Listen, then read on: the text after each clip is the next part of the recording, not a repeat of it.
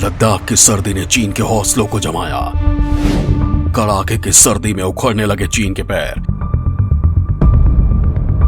LAC से भाग रहे हैं चीन के कमजोर सैनिक। दोस्तों, लद्दाख को लेकर चीन की हरकत उसके अड़ियल रवैये और विस्तारवादी नीति को ही दर्शाती है। चीन की तरफ से कई बार ऐसा कहा जा चुका है कि भारत ने लद्दाख पर अवैध कब्जा किया हुआ है, जबकि हकीकत यह है कि लद्दाख हमेशा से ही भारत का हिस्सा रहा है, तो कब्जे का सवाल ही नहीं है। दरअसल पिछले साल मई में भारत और चीन के बीच पूर्वी लद्दाख में विवाद शुरू हुआ था। इसके बाद ये विवाद बढ़ते बढ़ते पूरे साल चला। इस बीच सर्दियां आ गई। लद्दाख में सर्दी के दौरान कड़ाके की ठंड पड़ती है। आलम यह होता है कि कई जगहों पर तापमान -50 डिग्री तक पहुंच जाता है। इसी साल जनवरी में खबर आई कि पूर्वी लद्दाख की चोटियों पर कपकपाती ठंड में भारतीय सैनिकों से टक्कर लेने आए चीनी सैनिक पस्त होते नजर आ रहे थे। तब पता चला था कि पूर्वी लद्दाख सेक्टर के सामने एलएसी के करीब तैनात चीनी सैनिक इलाके में अत्यधिक ठंड की स्थिति से बुरी तरह प्रभावित हुए थे, क्योंकि पीपल्स लिबरेशन आर्मी ने अपनी 90% सेना को वापस भेजकर रोटेट किया था और उनकी जगह पर अंदरूनी इलाकों से नए सैनिकों को तैनात किया था। पिछले साल अप्रैल मई के बाद से चीन ने पूर्वी लद्दाख में भारतीय क्षेत्र के करीब सीमा पर 50,000 से अधिक सैनिकों को तैनात किया है और पेंगोंग झील क्षेत्र में आगे के स्थानों से सीमित सैनिकों की वापसी के बावजूद उन्हें वहां तैनात कर रखा है। ये तो इसी साल जनवरी का हाल था। ये साल भी पूरे चीन के साथ तनाव में बीत गया और फिर सर्दियां आ गई। पिछले साल के मुकाबले ये सर्दियां चीन के सैनिकों पर तो सैलाब बनकर टूटी हैं। ऐसा लग रहा था कि लद्दाख की सर्दी 1 साल तक झेलने के बाद चीन के सैनिकों को इसकी आदत पड़ जाएगी, लेकिन ऐसा हुआ नहीं। दिसंबर की शुरुआत होते ही लद्दाख में चीनी सैनिकों के पैर उखड़ने लगे थे। कड़कड़ाती सर्दी को ध्यान में रखते हुए चीन ने अपने 10,000 से ज्यादा सैनिकों को वहां सीमा के नजदीक से हटा लिया था। चीनी सरकार ने यह फैसला लद्दाख के डेप्थ इलाकों में बढ़ रही सर्दी के बाद लिया था। बताया जा रहा है कि भारतीय सेना ने अपने जवान यहां से नहीं हटाए हैं, क्योंकि भारत के सैनिक इस तरह के मौसम के आदी हैं, जबकि चीनी सैनिकों के लिए यह मौसम बिल्कुल नया है और वो इसके आदी नहीं है। और अब तो कुछ ऐसा हो गया है कि लद्दाख की सर्दी के आगे चीनी सैनिकों ने घुटने टेक दिए हैं।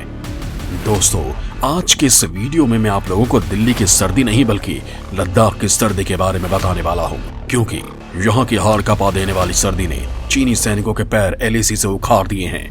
लेकिन इसके बाद भी चीन ने इन इलाकों में सैनिकों की जगह अब कुछ ऐसा तैनात कर दिया है जिससे उसका पलड़ा और भारी हो सकता है। तो दोस्तों, वीडियो को बिना स्किप किए पूरा देखिएगा। लद्दाख की सर्दी के आगे चीनी सैनिकों ने टेके घुटने। लद्दाख में अब चीन तैनात कर रहा है रोबोट आर्मी। चीन अपने सैनिकों को दे रहा है आधुनिक ड्रेस। दोस्तों, एलएसी पर लद्दाख सेक्टर के उस पार चीन की सेना मुश्किल में है। वजह है कड़ाके की ठंड। खबरों के मुताबिक गिरते तापमान से चीन की सेना बेहद परेशान है, लिहाजा चीन ने अपने 90% सैनिकों की अदला बदली की है। यानी ठंड से बचाने के लिए सीमा पर पुराने सैनिकों को बुलाकर नई खेप भेजी है। लेकिन चीन के सैनिकों की अदला बदली भी ज्यादा कुछ नहीं बदल पाई है, क्योंकि चीन के सैनिकों ने लद्दाख की ठंड के आगे घुटने टेक दिए हैं। दरअसल चीनी सैनिकों के बेदम होने के बाद ऐसा दावा किया गया कि चीन ने भारतीय सीमा के पास रोबोट्स की तैनाती कर रहा है और अब ये रोबोट्स ही मशीन गन जैसे हथियारों से लैस होंगे। पहले चीन की तरफ से कहा गया था कि सर्दी के महीने में भी चीन के कम से कम 50,000 से 60,000 सैनिक सीमा पर रहेंगे, लेकिन अब चीन की सरकार को समझ नहीं आ रहा है कि वो अपने सैनिकों को सीमा पर कैसे रखे, और इसी वजह से चीन अब रोबोट्स को एलएसी पर तैनात कर रहा है। पीएलए ने 88 शार्प क्लो मानव रहित जमीनी वाहनों को तिब्बत में ट्रांसफर कर दिया है। उनमें से 38 प्रांत के पश्चिमी हिस्से में है, जहां भारतीय और चीनी सेनाएं अभी भी आमने सामने हैं। इन शार्प क्लॉ यूजीवी का इस्तेमाल टोही, गश्त, हथियारों के परिवहन और कठिन इलाकों में रसद लाने के लिए किया जा सकता है। इसे हथियारों से भी लैस किया जा सकता है। मानव रहित जमीनी वाहनों के अलावा चीन के पास mines resistant ambush protected vehicle है। इसका इस्तेमाल सैनिकों को ट्रांसफर करने एम्बुलेंस के रूप में किया जा सकता है। ये एक बार में लगभग 15 सैनिकों को ले जा सकता है। तिब्बत में चीन के पास इस तरीके के करीब 70 वाहन हैं और उनमें से अधिकांश पश्चिमी क्षेत्र में तैनात हैं। कई मीडिया रिपोर्ट्स में दावा किया गया कि सीमा पर हथियारों और रसद सप्लाई के लिए दर्जनों मानव रहित वाहनों को तिब्बत भेजा जा रहा है, जिनमें से ज्यादातर सीमावर्ती क्षेत्रों में तैनात हैं। कुछ समय पहले ग्लोबल टाइम्स ने बताया था कि चीन ने अपने सैनिकों को एक्सोस्केलेटन सूट के साथ सीमा पर तैनात किया गया है ताकि उन्हें उस ऊंचाई पर मदद मिल सके। दरअसल समुद्र तल से 16,000 फीट ऊपर भारी उपकरण और हथियारों को अपने पास रखते वक्त सैनिकों को उनके पैरों और टखनों पर दबाव को कम करने के लिए कार्बन फाइबर एक्सोस्केलेटन दिए गए थे। वही रिपोर्ट्स में कहा गया था कि इतनी ऊंचाई पर सैनिक लगातार संघर्ष कर रहे हैं और ऑक्सीजन की कमी और प्रचंड सर्दी होने की वजह से उनका लद्दाख में भारतीय सीमा के पास रहना नामुमकिन हो रहा है। दरअसल पिछले साल चीन के सरकारी अखबार पीपल्स डेली ने अपने एक वीडियो में इन कार्बन फाइबर एक्सोस्केलेटन हथियारों की क्षमता को दिखाया था। एक्सोस्केलेटन सूट की मदद से सैनिकों के वजन ले जाने की क्षमता 50 किलो से बढ़कर 80 किलो हो जाती है। उस वक्त पीपल्स डेली ने कहा था कि चीन ने सप्लाई ड्रोन बनाया है जो 30 किलोग्राम तक सामान किसी भी इलाके में बेहद आसानी से और समय पर पहुंचा सकता है। यही नहीं, चीन ने 350 किलो तक वजन ले जाने में सक्षम ड्राइवरलेस कार बनाई थी। ये कार एक बार में 20 किलोमीटर तक जा सकती है। दरअसल चीन के पास जिस तरह के रोबोट हैं वो इंसानों के तरह तो नहीं दिखते, लेकिन काम वो इंसानों से ज्यादा कर सकते हैं।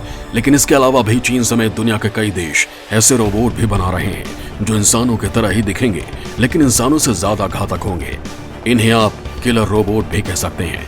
आसान भाषा में समझे तो ये रोबोट से ज्यादा एक मशीन है, ऐसी मशीनें जो कई तरह के खतरनाक हथियारों से लैस हैं। इससे भी ज्यादा चौंकाने वाली बात यह है कि इन्हें एक्शन लेने के लिए इंसान की जरूरत नहीं होती। इन्हें इंसान नहीं ऑपरेट करते, बल्कि इनकी बॉडी में सेंसर लगे हैं और आर्टिफिशियल इंटेलिजेंस से लैस हैं। यही दोनों चीजें इनके लिए दिमाग का काम करती हैं। इन्हीं के आधार पर ये किलर रोबोट्स एक्शन लेते हैं। ये सही और गलत चीजों में फर्क समझ सकें, इसे बेहतर करने के लिए वैज्ञानिक जुटे हुए हैं। वैज्ञानिक इनकी आर्टिफिशियल इंटेलिजेंस और इमेज रिकग्निशन की खूबी में सुधार कर रहे हैं।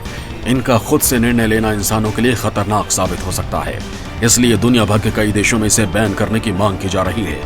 इन्हें लीथल ऑटोनोमस वेपन सिस्टम भी कहा जाता है। दोस्तों, चीन केवल रोबोट की आर्मी ही तैयार नहीं कर रहा है, बल्कि वो कुछ ऐसा भी कर रहा है जिसे आप प्रकृति से खिलवाड़ भी कह सकते हैं। दोस्तों, वीडियो में आगे मैं चीन की इसी हरकत के बारे में बताने वाला हूँ। लैब में सुपरमैन बनाने की तैयारी में चीन। इंसानों और बंदरों को मिलाकर चीन बना रहा है हाइब्रिड सैनिक। जंग में अपने दुश्मन पर इन हाइब्रिड बंदरों का करेगा इस्तेमाल। दोस्तों, चीन खुद को ताकतवर बनाने के लिए कुछ भी कर सकता है। हालांकि अकेला चीन ऐसा देश नहीं है जो इस तरह की हरकत कर रहा है। इससे पहले अमेरिका और रूस भी इस तरह के शोध कर चुके हैं।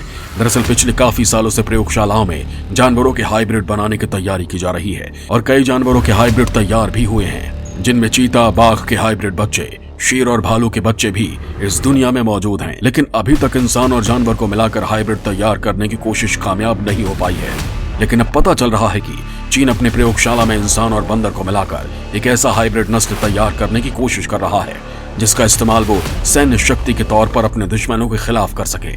दरअसल 1980 के दशक में पहली बार जानकारी दी गई कि साल 1967 से चीन ने भी इंसान और बंदरों के जीन को एक साथ मिलाकर हाइब्रिड नस्ल का नया जीव पैदा करने की कोशिश की थी और अब चीन सरकार ने एक बार फिर से इस प्रोजेक्ट को शुरू करने की इजाजत दी थी।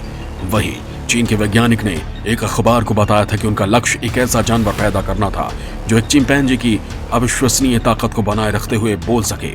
हालांकि अभी तक चीन इसमें कामयाब नहीं हो सका है। चीन से पहले रूस और अमेरिका भी इस तरह की कोशिश कर चुके हैं, लेकिन बाद में उन्होंने इस प्रयोग को बंद कर दिया था। लेकिन चीन के इस मिशन को दोबारा शुरू करने के पीछे उसकी खतरनाक सोच जाहिर होती है, क्योंकि चीन दुनिया पर कब्जे का सपना देख रहा है और इस सपने को पूरा करने के लिए उसे दुनिया के सबसे खतरनाक फौज की जरूरत होगी।